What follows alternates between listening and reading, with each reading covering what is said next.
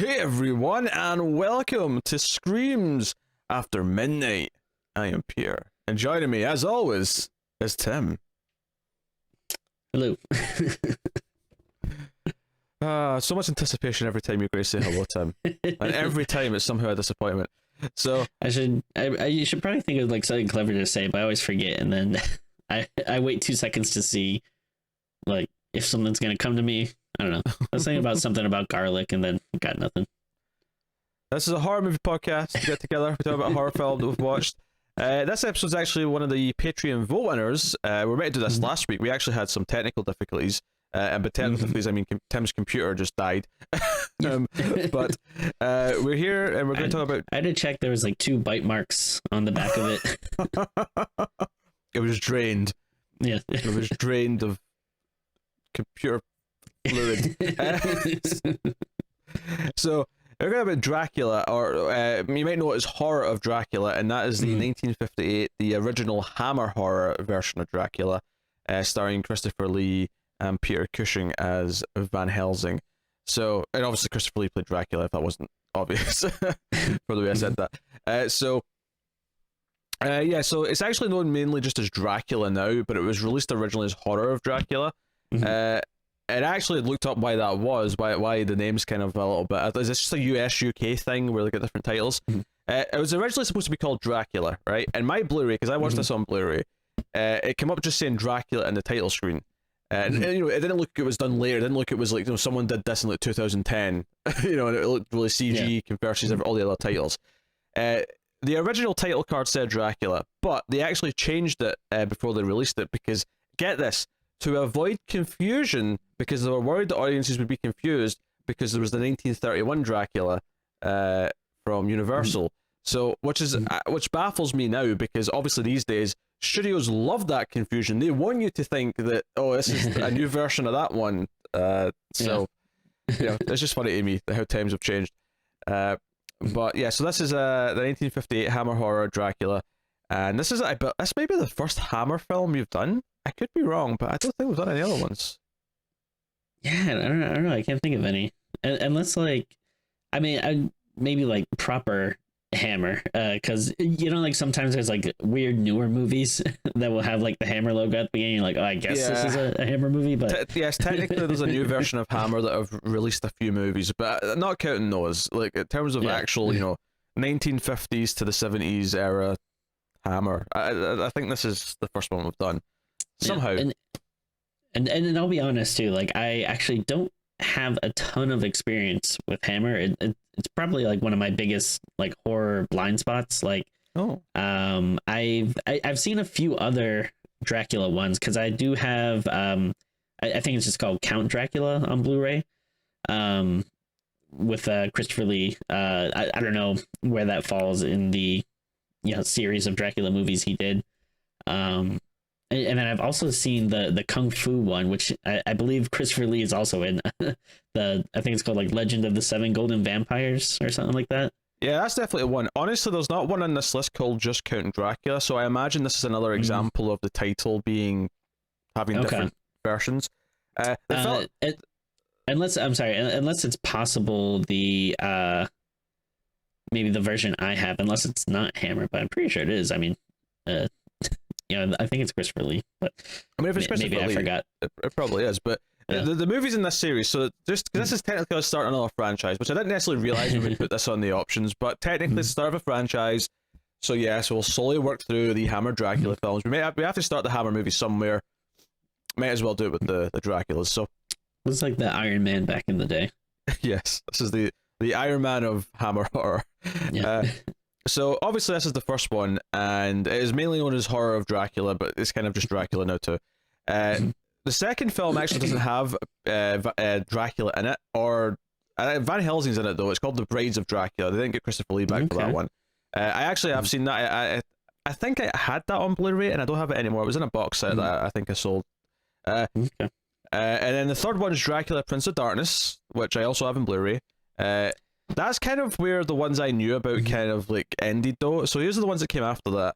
There's Dracula Has Risen from the Grave, which I think I heard of, but I've never really encountered it. And then there's Taste the Blood of Dracula. I like that title. and then The Scars of Dracula from 1970. And then they did kind of like sort of reboot where they had like Dracula wake up in present day, and the next one is called Dracula AD 1972. Okay, interesting. And then there's a sequel to that called The Satanic Rites of Dracula from 1973.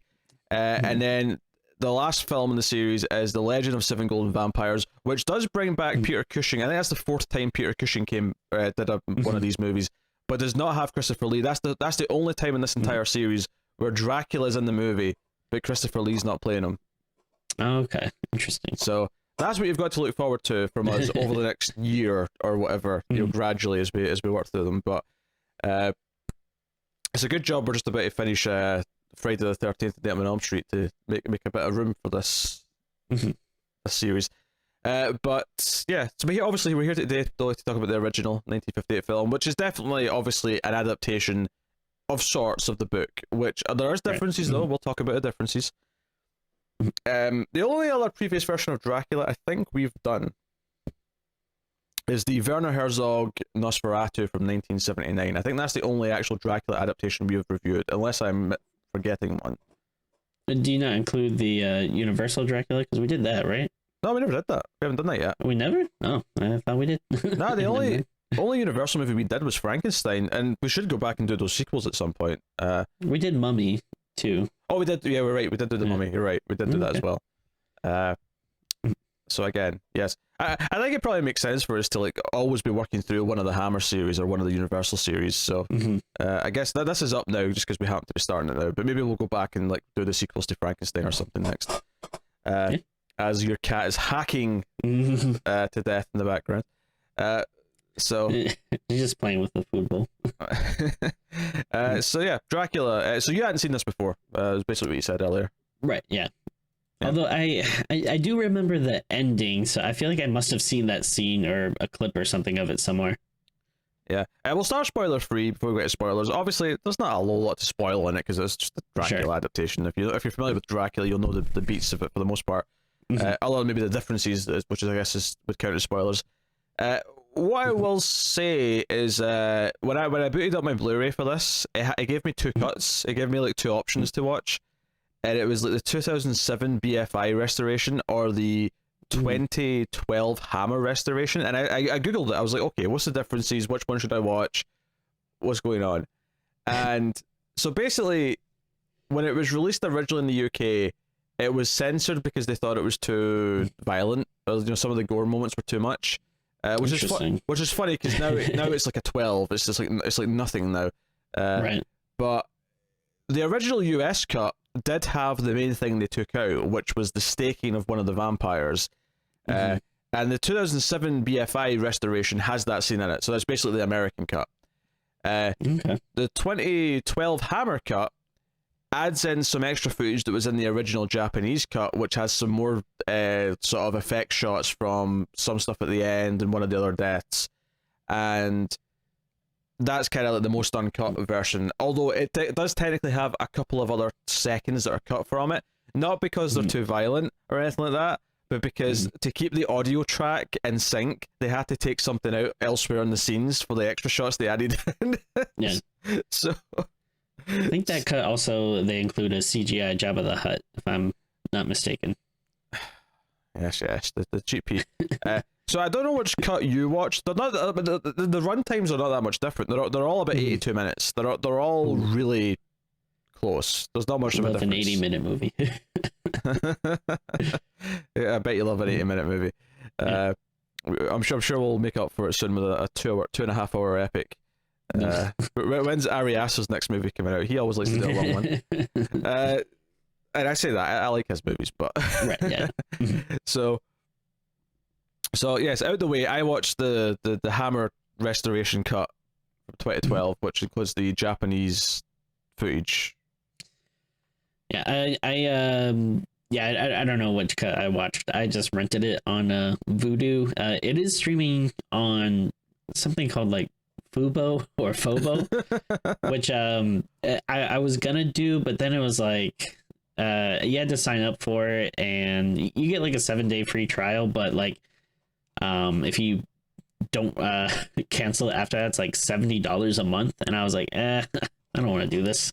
I'll just rent it for $3. Wait, what? $70 a month? Yeah, it's I don't know like what this thing is supposed to be, but it was like insane. Are you sure it's not per year? No, it said per month. I was pretty sure. I mean, it was early in the morning, so maybe my eyes were blurry or something. But yeah, because I've heard of Fubo. I know Fubo has a lot of like obscure like stuff, and probably has a lot of like British movies and stuff like that. So, but I can't imagine they're I mean, no other service charges that a month for a streaming movie service. Come on now. Well, maybe it was in pounds or something, and Oh, shut up. I didn't do the conversion. I do feel your pain though. I actually just got charged for something that I forgot to cancel, so they got a month out of me after the free trial, and I'm mad about it. Damn you, movie. Damn you. All right. Anyway, I've cancelled I think that's like most like I think that's like a lot of businesses like game plan. They probably just expect people to be just too lazy or to forget. I'm usually quite good with remembering, but I just what annoyed me though is I remember to check it because I need to cancel that soon. I checked it the day after it charged. I was so mad. I was so mad. Anyway, so. Yes. So out of curiosity, then, when you watched it, what did the title say on the not in like when you were renting it, but like on the actual movie when it came up the title card? I'm pretty sure it was just Dracula. Once you started talking about the different titles, now I'm kind of starting to second guess myself, but I'm pretty sure it was Dracula. Yeah. Well, that means it was at least the 2007 version, if not the 2012 version, because that's when the title reverted back to Dracula. Is when they restored it. They said, "Oh, we're going to put the original title card back in."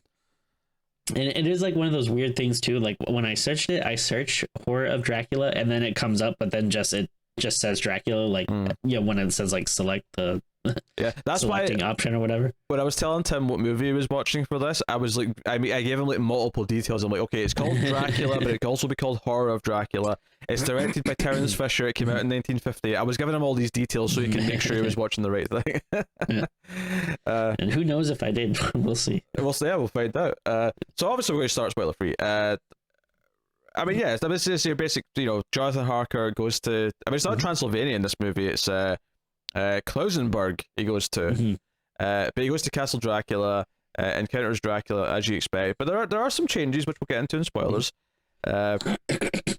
But yeah, that's basically. I don't really have to give you much more of a premise. Dracula's a vampire. He comes to England afterwards and terrorizes, Lucy and Mina, and Van Helsing's there, and he wants to try and stop him. It's your basic Dracula setup with some little changes here or there we'll get to. So Tim, what did you like? Did you enjoy Dracula 1958, the Hammer Dracula? I did actually. I enjoyed it quite a bit. Yeah, I mean it's not, that much of a surprise, but Christopher Lee did a really good job as Dracula, and it's I mean I'm a sucker for like Dracula fiction in general, so I'm like already kind of predisposed to like it, but I've seen a lot of different Dracula movies, and again, like Hammer does have this reputation for being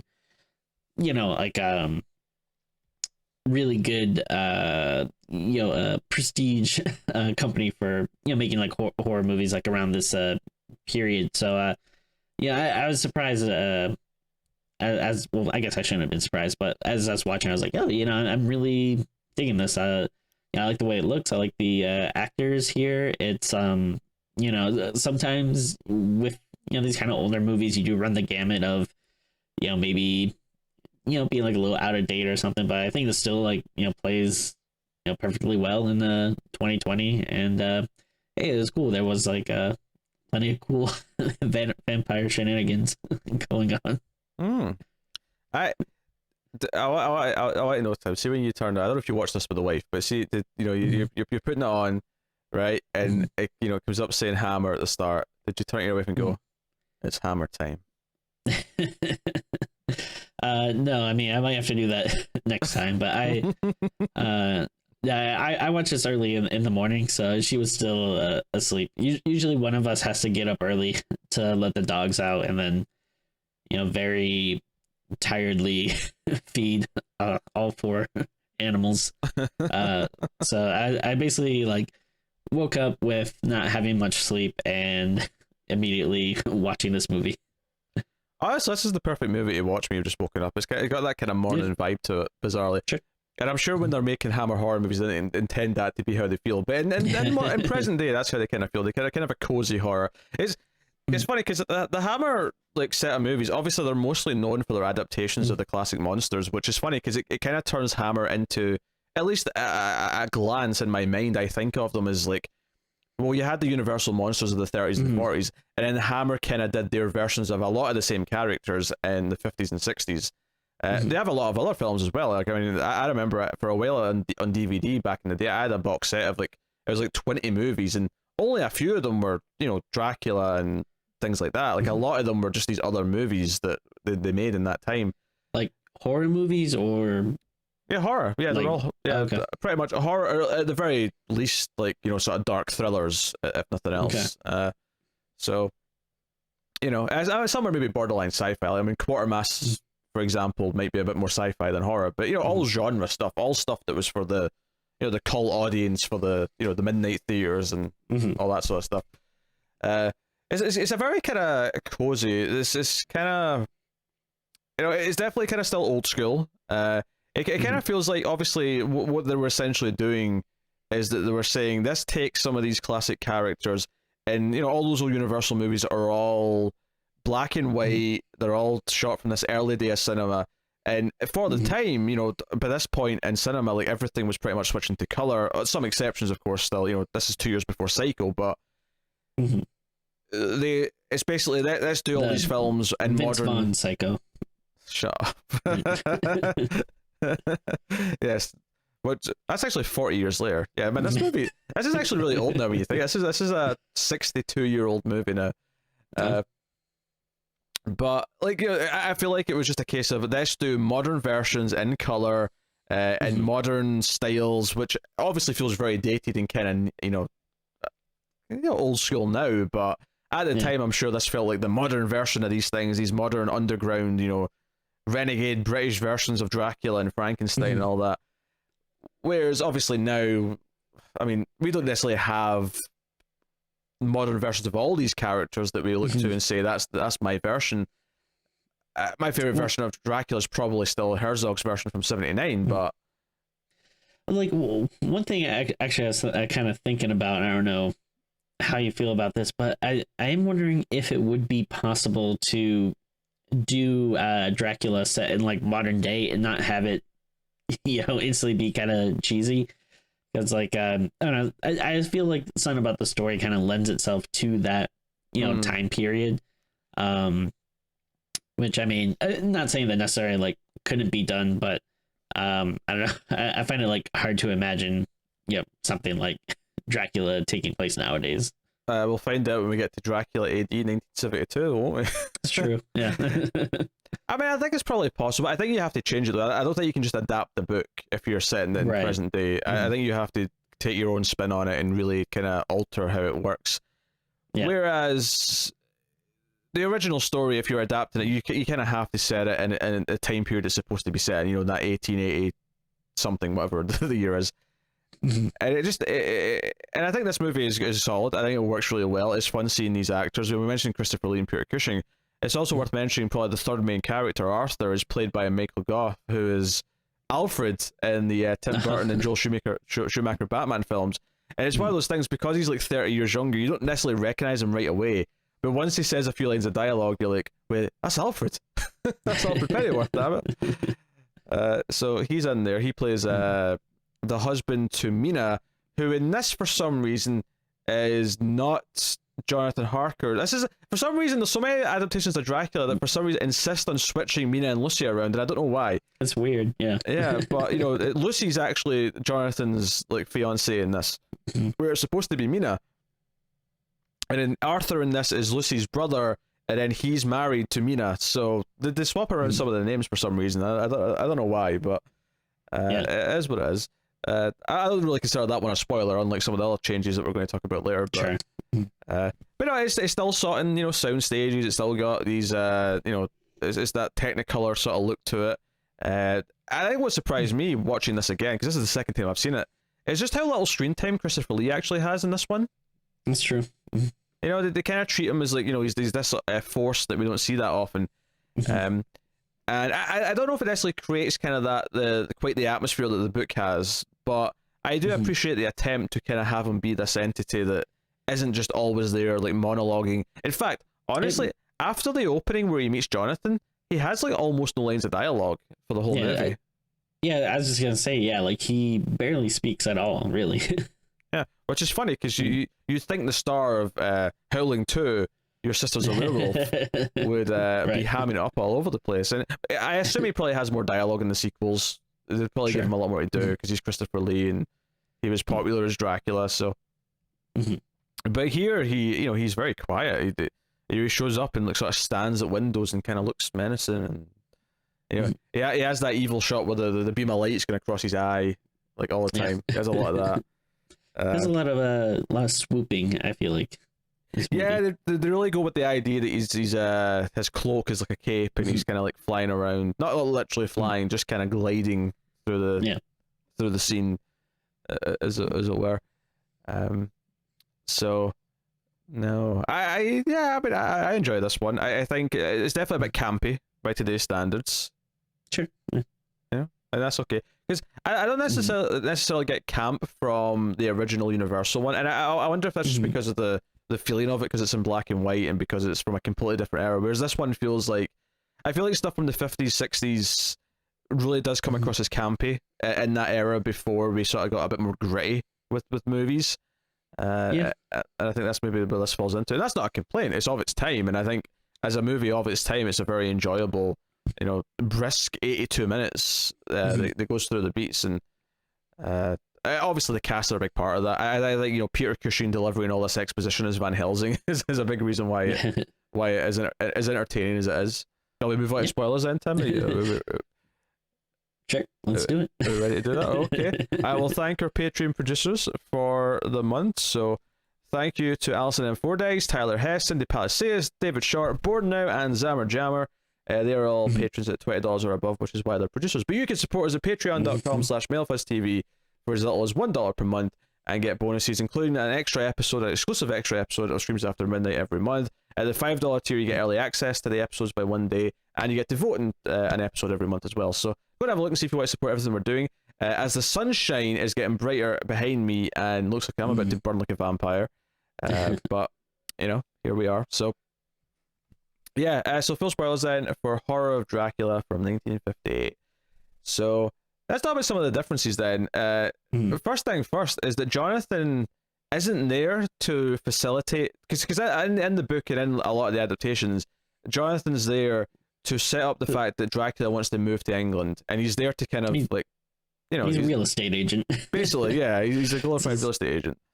I always think that's funny that, you know, so many, a lot of times you forget that, you know, a big part of Dracula is about like buying a home, like, which like in of itself, like, yeah, buying a house and moving, that is like kind of scary. And then you add a vampire to it. It's oh boy. I think Tim says that as someone who just moved into a new house in the last year. Oh yeah. Yeah. No, I mean, I've always appreciated that, because this idea that he wants to, like, he's already, like, everyone in this country, you're typically in Transylvania, is already so scared of him that he has to move somewhere else where people are unsuspecting, so that's why he wants to move to another country. Yeah, and I kind of like the weird, like, how mundane it is. You know what I mean? Like, this, like, big, powerful, you know, monster, but he still is like, all right, I gotta do this right. I gotta find the right agent. I gotta, you know, bring him over here to take a look around. Yeah, he has to do it all legit so that his coffin won't be disturbed once he's moved into his new house. You know, if he just hides his coffin in some derelict place, you know, it's suspicious. Some people might come across it, and all these other things. You know, it makes sense. It makes sense to me. But Jonathan's not there for that. He's actually there to, like, organize his books. What I think was what I got. He's there to like, organize his library. I guess I think I might have missed this because I'm gonna been like feeding the dogs or something. Well, I should explain. He's not really there for that. That's what he claims to be there for, and why Dracula wants him there. He's there to catalog his library. But then when he's writing, because this is one thing they actually keep from the books, is they try and keep the idea that he's writing a journal, because every so often it'll go to narration and he'll be like writing in his diary. He does say though that he's actually secretly there to kill Dracula. They actually kind of flip it around.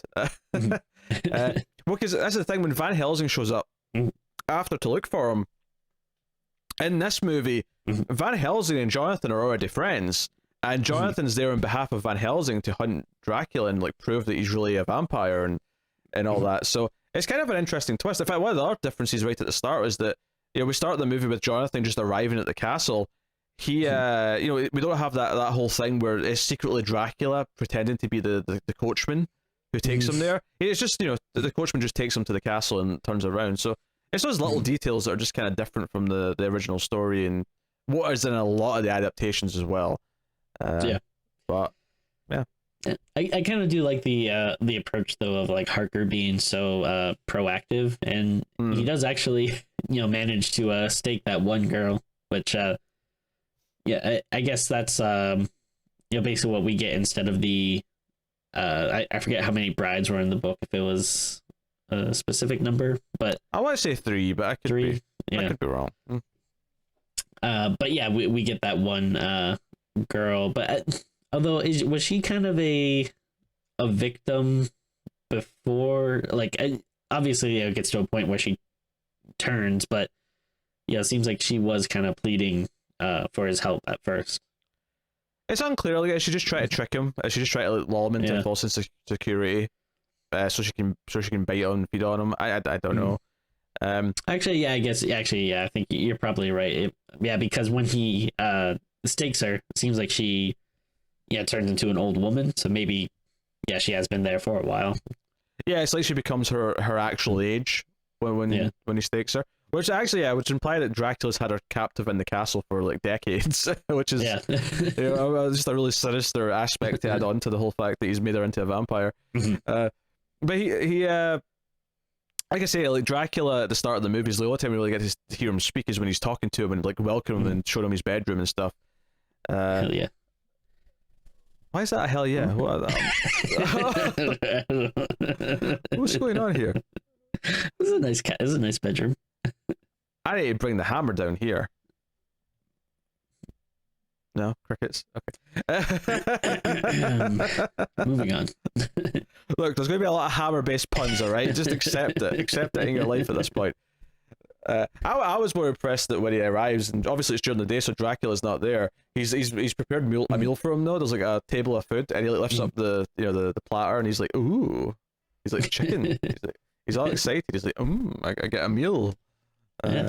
He's all about it.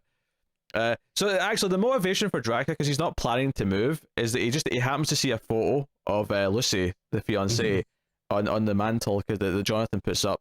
He's like, oh, she's very beautiful. You're a very lucky man, Mr. Harker. He's like, yes, I am. So he just comes for Lucy. He's just attracted by the by the Lucy. He sees someone. He's like, I want to bleed her dry. Yeah. Wait, what? Oh, bleed her dry. Yeah. Okay. What'd you think I said? I thought you said blow dry. I was like, what? Oh, no, bleed her dry. He's a vampire. Keep up. Okay, I gotcha. Vampires drink blood, Tim. Come on, they have to explain everything to you. Well, they don't necessarily say it in the movie. What do you mean they say it? You see him feeding on her.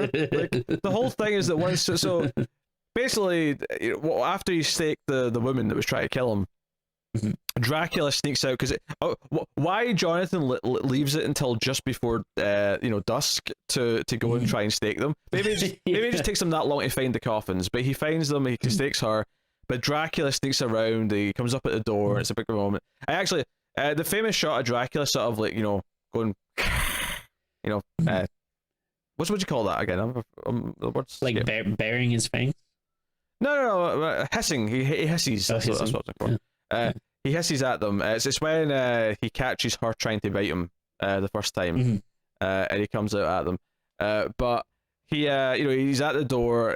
Jonathan backs away in fear. It just cuts to the next scene, and it's Van Helsing coming to the end, which we never even see Jonathan at. But that's typically a part of the book and part of the story, is that we see Jonathan at this inn, and they all warn him not to go. Like, no, don't you dare go up to that castle. What are you doing?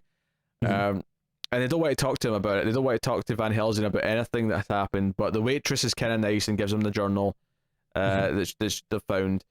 And he goes up to the castle, and he basically just sees like a. I think it's. Oh, yeah.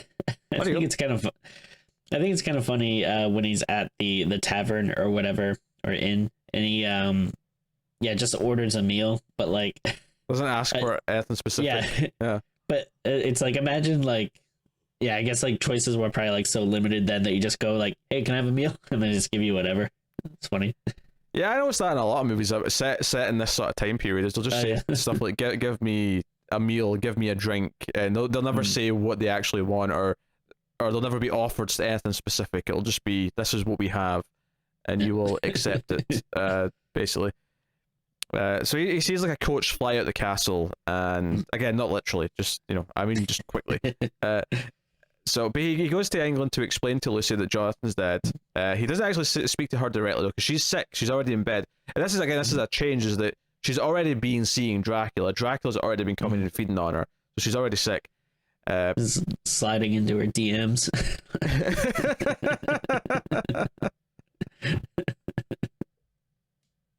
That's the thing though. Like these days, if Dracula was like getting like a real estate agent to like set up like a buy before he moves like country, he'd be doing it over Skype. It's like, Dracula, I'm going to lure this real estate agent out here, and then it'd be like, no, do.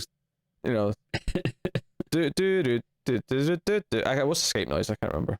I literally hear it every day before we start recording. I can't remember what it is now.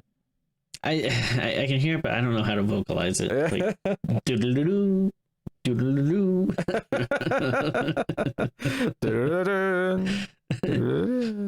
Now, I am curious though, would vampires be able to be seen on Skype? Like, I don't know, like if they can't be seen in mirrors, I don't know, like, our videos and stuff work? Technically, because there's a reflection involved when you're recording someone on camera, they shouldn't show up on camera. But I feel like there's a lot of vampire like media that just ignores that part because they want to have them show up on film. I'm kind of getting sick of like how lazy like people get with like vampire stuff. Like actually, yeah, since we're in quarantine, I've had time to just watch a ton of stuff, and actually watched all of Preacher. And one of the main characters in that is a vampire, and like it feels like they just like are like, you know what, screw it, he can just like go out in the day. There are times where he'll burst in flames, but there are other times where it's just like, yeah, fine, who cares? And I don't know, it really bugs me. I don't mind if we set up in your own thing that vampires can. I mean, it's worth mentioning the original Dracula book. He can go out in daytime. He's weaker in daytime, but it doesn't kill him. So it's worth mentioning even the original Dracula book doesn't have that exact rule. This movie does, and of course most vampire things do. But if you tell me, okay, in this world vampires don't get killed by sunlight, I'll be like, you know what, fine. Like, if that's your rule, that's your rule. But it's the inconsistency that bothers me. Yeah. Having them burst out of flames sometimes, but not others. Yeah, I agree. It irks me. Yeah, I always like the way that the hit television show Buffy the Vampire Slayer did it, and like they actually played with the idea that you can be in shadow. It's only direct sunlight that will hurt you, and they set that up quite early on. So there's a lot of like Spike like hanging out in like the shadow, like where just so he's not actually in the daylight and stuff like that. I like that. I like that because it presents this sort of like workaround, but that has a hard rule where you can sort of see, you can literally see where the line is, like where they can walk and where they can't. Yeah, I agree. Yeah. Okay. So where are we? So yes, Dracula's already feeding on Lucy, and they've got a doctor who's like, oh, it's anemia, and he's blah blah blah. But when Van Helsing hears that that's what's wrong with her, he's like, wait a minute. Because obviously he's already studying vampires. He's listening to recordings of himself. It's actually one of the funniest bits of exposition in the whole movie for me. It's like a tape recording, but obviously it's not tape recording because it's before those times. It's like a big gramophone thing with a recorder, and he's listening to himself explain the rules of the vampire, and then he records like a new one at the end. But it's just so funny to me that he's listening to himself, and that's how we get a lot. I mean, obviously we know all this anyway, basically from other stuff. But if this is somehow is the first vampire thing you've ever seen, and this is explaining the rules of a vampire, it's funny to me that he's listening to himself, and that's how we get the exposition. Yeah, I do like whatever that machine he was using. Like, I don't know if that was like high tech back in the day, but like, I don't know. I thought it looked kind of cool. I'm pretty sure in the 1880s it was pretty high tech. But yeah, I mean, this is like it's also kind of a nice nod to the book as well, like, because obviously, in the book it's not like audio recordings like this, but again, it is kind of doing that what do you call it, a epistolatory style thing, where it's telling the story through like found diaries, like journals, diaries, and stuff, letters, things like that. So not exactly the same, but kind of like a cool movie version way of doing that. Yeah, you could almost do it. I mean, I'll be shocked if this hasn't been done actually, but you could do like the way we're saying here that an audio recording is kind of like that, like a radio drama where it's all told through like audio diary sort of things. Like that could be something cool. I'm sure the BBC has done one. They do like radio dramas for everything. Yeah, they also had a new Dracula show earlier this year, and it was garbage. Hell yeah, ruled. It was terrible. It was terrible. I like the nuns in it. The badass nuns who like fight back. Hell yeah. No, I mean that was the best part. Don't get me wrong. The badass nun was easily the best part of that thing, but Dracula and that was terrible. I hate them. Anyway, so yeah, obviously he checks her neck. She's got the bite marks, and he's like, "Hey, Mina, make sure you put garlic in her room, shut the windows, and no matter how much she complains, don't change any of this." And of course, the maid decides to just listen to her. Was that the maid's name? Gerda, yeah. Gerda, okay. Gerda. Yeah. Gerda. I'm sorry. I hate her so much. Like, what? Well, I'll probably put a little bit of this on Van Helsing as well, because he really should have like emphasized the importance to everyone, like not just like Mina, but like you really gotta get everyone on the same page here, and then like what's gonna happen. But once you see her start putting all the garlic and stuff away and opening the windows, it's like, you freaking idiot, what the hell. I believe the phrase I said out loud at this point was, "You silly cow." So obviously this is like the last time he has to feed on her before she dies, because he's been feeding off her like night after night for a while. This is her final night, and like, so it's at this point where Van Helsing shows up, and like Mel's Gough wants nothing to do with him, but he's like, "No, read Jonathan's journal. I'm ready to tell you how he died and about vampires, because now you've seen the evidence, you've felt the pain of someone's death. This is how it happens, and we have to try and do this." Because what he actually wants to do is he wants to use Lucy to lure Dracula out. He wants to like follow Lucy, because Lucy's going to become a vampire now, and they're waiting outside. And this is how like Arthur, Michael Gough's character, how he's proven the vampires exist is that he sees Lucy. Because there's like a scene where like a little girl says that she saw Lucy and she was scared of her, and then we have this scene where it's he goes to check where her body is. It's not there at night. He's attacked by Lucy, and then of course Van Helsing jumps out with a cross and saves him. And then they have to, and he's like, "Hey, let's use her and like lure out Dracula." And Mel's Gough wants nothing to do with it. He's like, "No, I can't. No, we must put her out of her misery right now." So he insists that they end her vampire undead status. So we get a stake scene, and this is your old school vampire movie where it's like a stake and a hammer. It always cracks me up. Again, growing up being so used to Buffy, I mean, you just sort of stabbed them with a stake. It's just really funny to me having the little hammer where you're going to like bash it in. But so they kill her. But notably, she actually looks like a normal person again once they stake her. It's kind of this moment of beauty after the death. But she does scream. She does like sort of scream in pain as he stakes her. So it becomes this sort of detective hunt for Dracula. Like, how are we going to find him? And they have to go and bribe like the guy who like sort of like accepted the coffin into the country and all the rest of it. But the big thing here is that Lucy's tricked into going and visiting Dracula. Some kid comes up and says, "Oh, your husband gave me a message." Lucy? Sorry, Mina. Sorry. Yeah, okay. Look, it's supposed to be Mina who's with Right. Jonathan. I'm mixing the names up because they've swapped the names around, the bastards. Yeah. But Mina gets tricked into going to see Dracula because this kid says, "Oh, your husband told me to go meet. You used to go meet him at this place." And sure enough, Dracula's there, and she comes in the next day, and she's got like a fur coat on, and she's like wrapped it around her neck so you can't see her neck. And they're still looking for Dracula, and it's all very gun ho, jelly ho. We'll find this monster, and we'll discover him, and we'll kill him. And basically, So no one had jobs back then. Jeez. Yeah, apparently not. And also, this is one of these things, I'm pretty sure I mentioned this when we did Frankenstein, but the characters in all these movies, and the Hammer movies, and in the Universal movies, they're always rich people, because That's true. this is not how most people lived in 1880s. This is your upper class, privileged society. They have a maid, and they're not living in like a hut. So Yes. they're definitely rich. I mean, even the fact that Van Helsing has a machine to record his voice. You think It's regular true, yeah. people could afford that in the 1880s? Oh no, God no. This is the privileged upper class. They're probably a bunch of racist assholes. Let's be honest. I mean, there's no Oh, for evidence of sure. it. Yeah. There's no evidence of it in the movie because obviously there's nothing but white people in the movie because it's it's a movie that was made in 1958. Right. But it's just worth pointing out. But basically, when they're going to go hunt after Dracula, they're going to try and find Dracula. Arthur tries to And give Al her. scares him.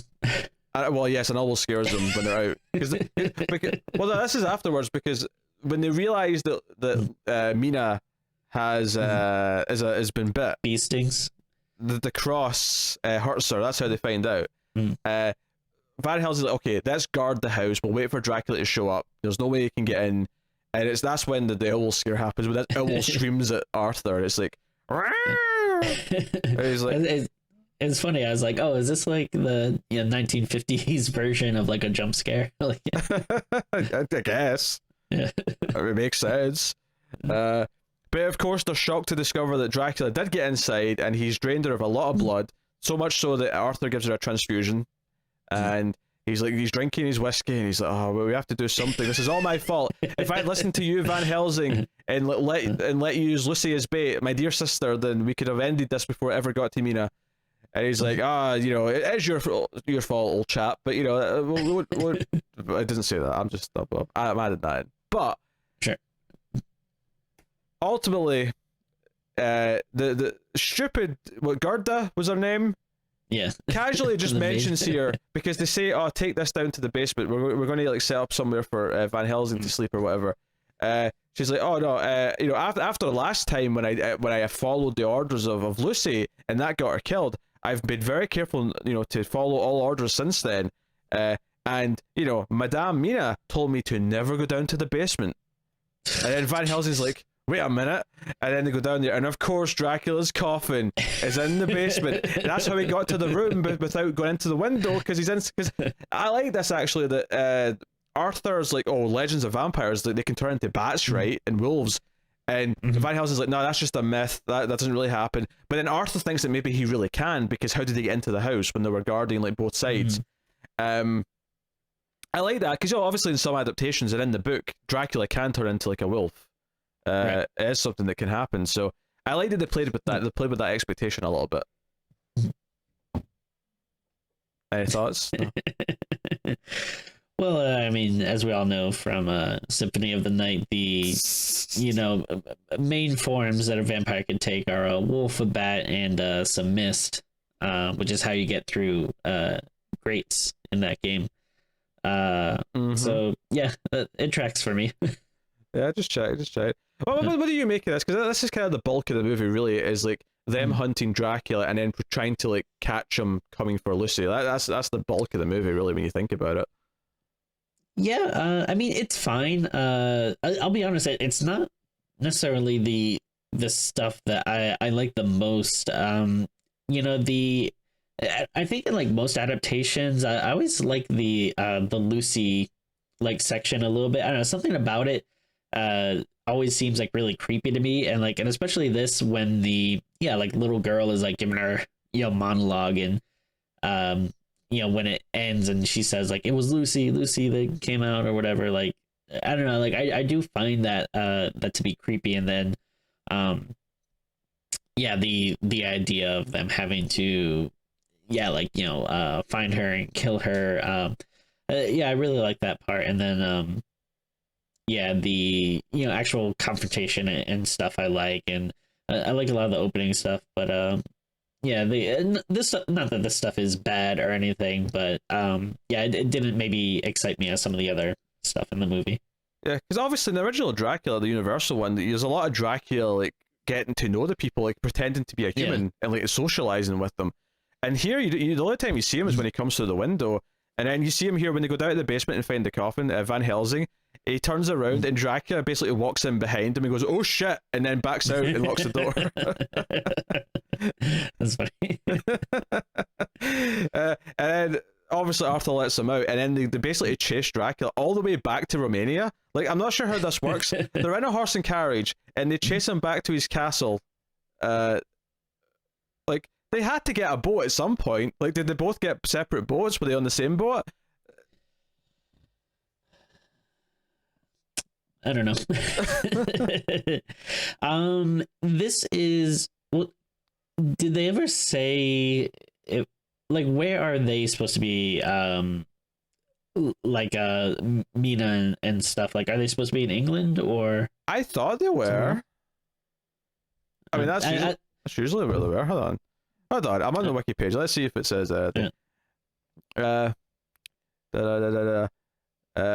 days pass and Dr. Van Helsing arrives in Klausenburg looking for Harker. Klausenburg's where we start. His coffin transformed.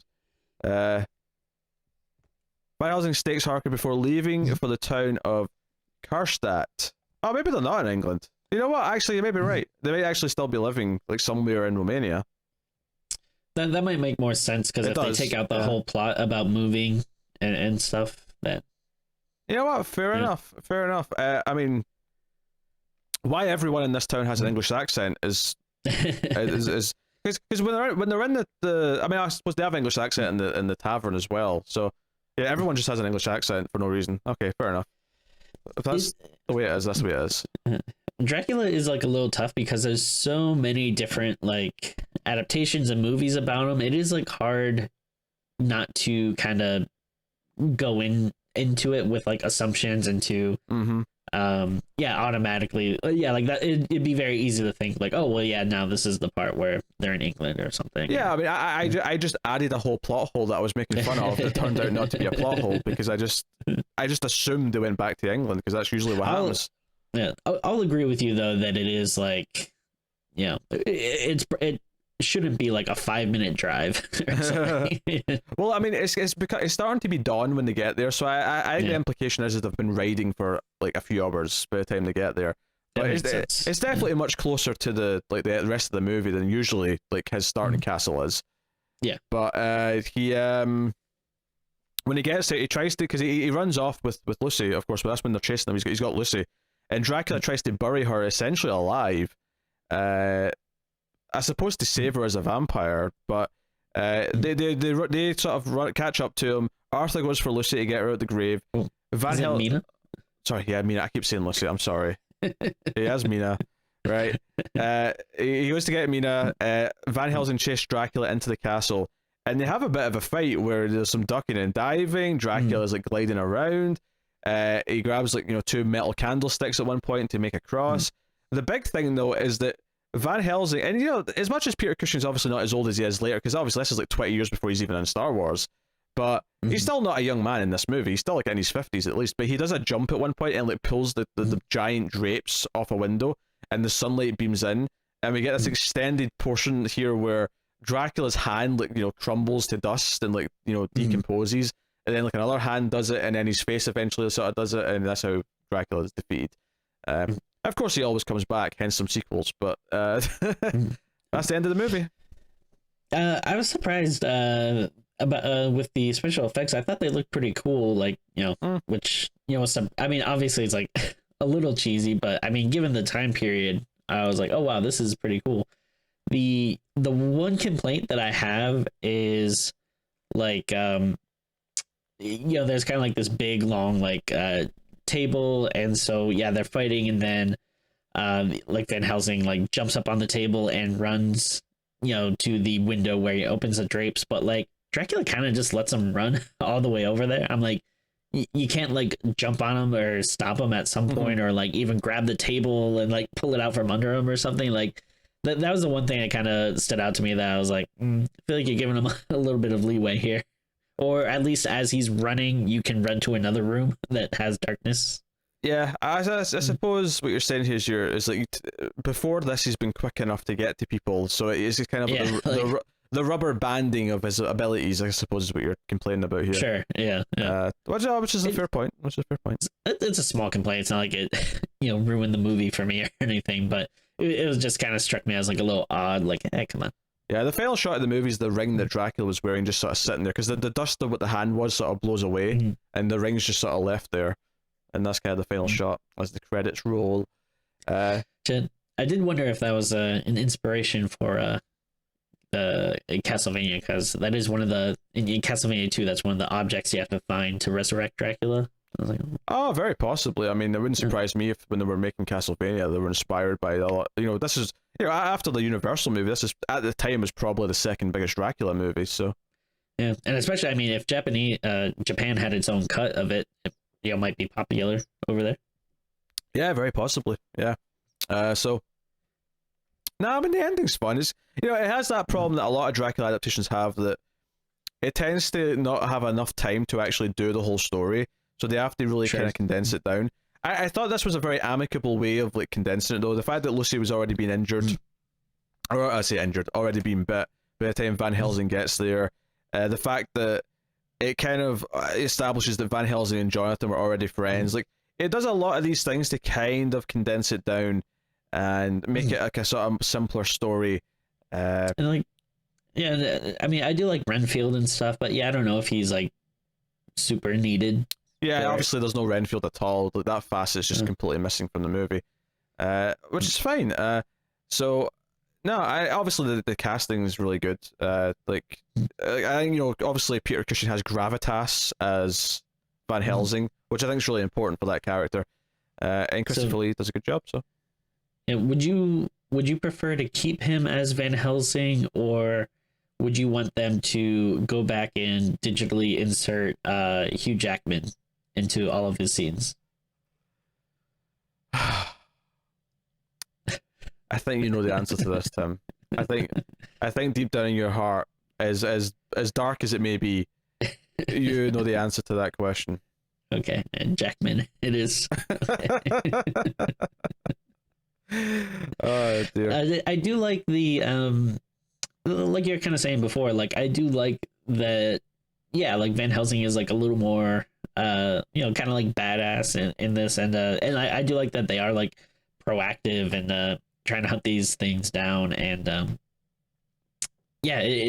mean, I always think of the Van Helsing movie when I think about this, because man, it does seem like it would be a really cool idea for a movie to have him hunting monsters down. But man, that was just such a bad. I think the idea is solid. It's just that was from the director of The Mummy, maybe it wasn't the way to go with it. Yeah. I know it hurts, Tim. It hurts. Hurts. But I mean, that's the movie. I mean, honestly, it's a really solid 82 minutes. A little bit campy, but if you're into like these performances, and it's a bit theatrical. The performances are very theatrical, very pronounced. So they're not realistic performances, but they're fun. I think there's a comfort food feeling to this movie. Sure. And then the music's very kind of like every time Dracula appears, it's like dan, dan, dan. It's very harsh soundtrack, but and I will say the Blu-ray looks really good. I think the restoration does look fantastic. It looks nice and big, and it's 16:61, so there's like thin black bars at the sides if you're watching on a 16:9 TV, which Tim totally noticed because he notices these things. Of course. I was wondering about your 169 TV, whatever. you just said. Tim, rate this and put us out of our misery, please. One last thing I do want to say is that it is kind of funny that like all these classic Dracula movies, they're all like, coming from the same source material, but they're all different, but also like all really enjoyable in their own ways. Like I love the Universal Dracula. I love the Herzog Dracula. I love and now I love this one. I know. Well, I'm pretty sure we disagree on this, but I do like the 90s Bram Stoker's Dracula too as well. Oh, yeah. But what can I say? I'm a Drac head, I guess you would call me. But no, this was really great. I am I definitely want to watch more Hammer horror movies after this. Yeah, especially the Dracula ones. But yeah. I feel like the Dracula ones seem like more of a known quantity. I'm interested to see like how their Frankenstein ones are, and they did werewolf ones as well, I believe. I think so. Although they didn't do, it wasn't like Wolfman though. It was their own sort of take on it. I think we definitely will. We'll maybe work through the Dracula ones first, and then kind of dive further after that. But I think they did some. They might have done some mummy movies too. Oh, they did. They definitely did. Okay, yeah. I'm interested in checking it all out eventually. But, I guess that's my rating. Yeah, what's your rating? Give us a number. You have menace. I think I'll give it an 8.5 for now. I really I enjoyed it. It's a nice Sunday morning watch. If you get the day off of church, just you can go ahead and throw this on, and hey, it's like church because there's some crosses and stuff in it. Is that our new tradition? Watching a vampire movie every Sunday morning, because that replaces church because it's got crosses in it. Yeah. Why not? It's slightly more exciting. That or a possession movie. I think that works too. Yeah. Oh yeah. Sure. There's even a priest in those movies usually. Yeah. Usually. Yeah. I know the 8.5 actually surprised me. This feels pretty high. I enjoy this movie. I think it's really. I think I'll not go too much lower. I'll probably just give it a straight 8. I think it's like I say, comfort food is how I would describe this. When you're in the mood for this era of filmmaking, this is kind of like what you get out of it. Because there is kind of these, like, I think, distinct period. I think 30s and 40s feel like a distinct period. 50s and 60s feel like a distinct period in horror, and then 70s is where it really opens up into your other avenues. And obviously from that point on, every decade feels like its own distinct era. Really, yeah. 80s and 70s feel separate from each other. Then 90s feels like its own thing. 2000s. So yeah. There you go. That's Horror of Dracula, aka Dracula, the first Hammer Dracula film starring Christopher Lee and Peter Cushing. Of course, you can let us know what you think of the movie in the comments. You can like, if you made it this far in the episode, if you made it all this way to the end, you can type the word garlic. Sure, yeah, let's go with that. Garlic into the comments. And liking is really important on YouTube because it does, of course, let the YouTube know that you think we're worth recommending, so it'll share us out. So please do that. One final thing before I do my final outro here is to make Tim do the pose for the thumbnail. So lean back a bit, Tim, so your head's not cut off at the top. And then I'm going to do 3, 2, 1 and say pose. So here we go. 3, 2, 1, pose. Love it. There we go. Beautiful. It's like, so it's going to be like a new demented version of what we do in the shadows with me and Tim. They get a familiar so we can boss them around. Yeah, so yeah, obviously like, subscribe, all the usual stuff on YouTube. Guys on Patreon, as we mentioned earlier, patreon.com/MailFuzzTV.